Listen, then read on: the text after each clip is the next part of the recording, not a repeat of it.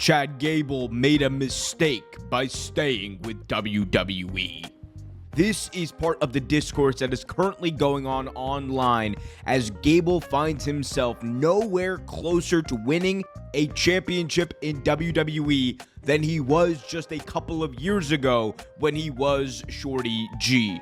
Chad Gable is arguably one of, if not the best in-ring technicians there is in the game today, and still to this day remains one of WWE's most underrated superstars.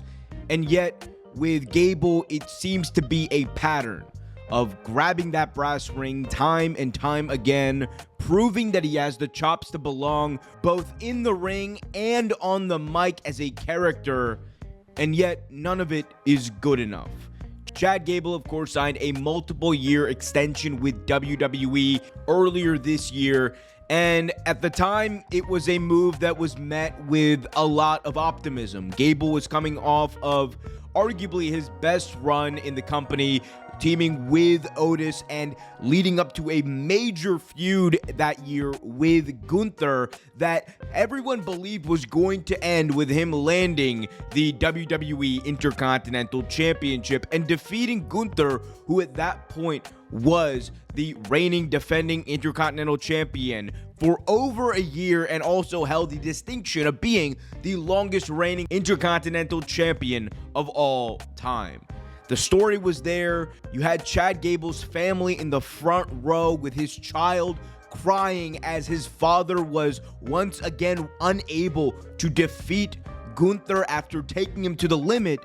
And when that happened, everyone believed that it would indeed end with Gable finally getting one over on Gunther in a rematch. However, that's not what happened.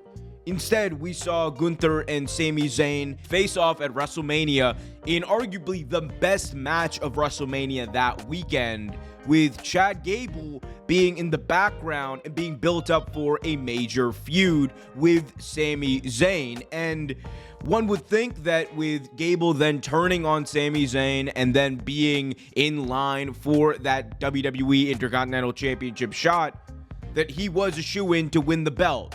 However, that didn't happen either. Instead, Gable lost, and instead we got a couple of months of Chad Gable feuding with various groups that didn't really lead anywhere. And unfortunately, we're in a very weird place with Chad Gable.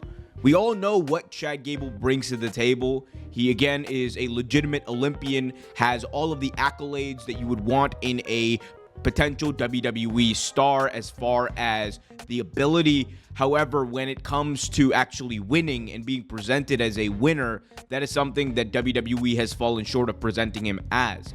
Gable has been built up in various spurts, but he has never been the guy. And this goes back all the way to the American Alpha days. And if you go back and look at Gable in NXT when him and Jason Jordan were in that tag team picture, he really was the star. Jason Jordan was everything that WWE wanted in a star. He was the big, bulky guy that everyone saw superstar potential in. But Gable was the personality. Gable was the athleticism, the guy who was going to take most of the match and actually push the team into relevancy as an in-ring act. And they played very well off each other, but one thing that was clear to many fans who were watching was that Gable had all of the tools necessary to be in the WWE, and many people believed even at the time that he probably deserved to be in certain spots ahead of Jason Jordan. The main one being when Jason Jordan was announced as Kurt Angle's illegitimate son in that very weird storyline a couple of years ago. It caught a lot of people by surprise because you would think, given the fact that Chad Gable is indeed a former Olympian, one could say this generation's Kurt Angle as far as abilities that those two have. But regardless of all of that, it didn't end up working out that way. Instead, Gable was kind of lost in the shuffle for a couple of years. He was given that weird Shorty G gimmick that he was still trying to dig himself out of as of just a year ago. But we all knew that he had what it took, and that's the frustrating part with this whole situation.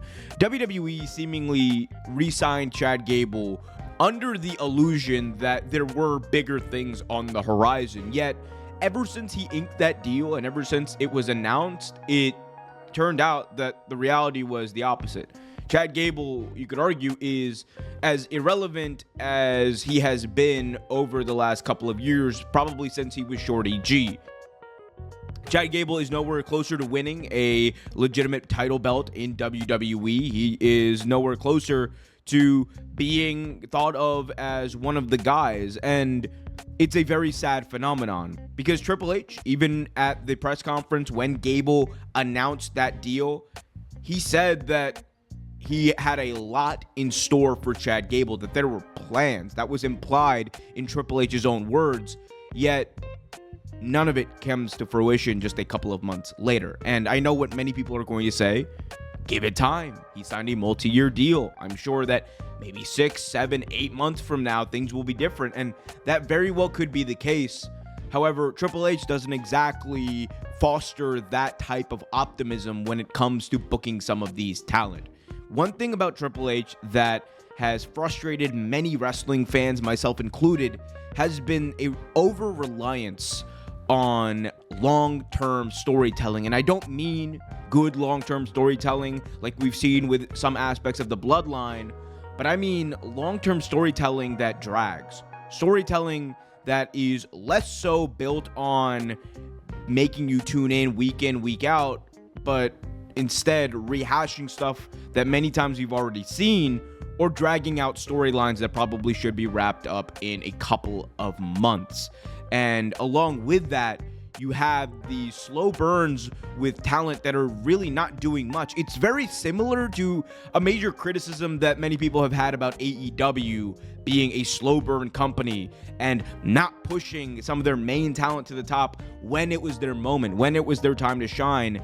And I definitely see the parallels with Triple H doing that and Tony Khan over the last couple of years also doing that. And it is one of the most difficult things about being a booker, trying to make sure that your best talent and everyone who is anyone is in the mix, while you're also trying to manage time, you're trying to manage the existing storylines you have, and you're trying to manage the realities of booking a television show to be a success and booking for the ratings, which is what both companies do. So with that, is Chad Gable signing an extension with WWE a mistake? So far, the answer has to be yes. Could that change? Obviously, it may, but I guess we'll see.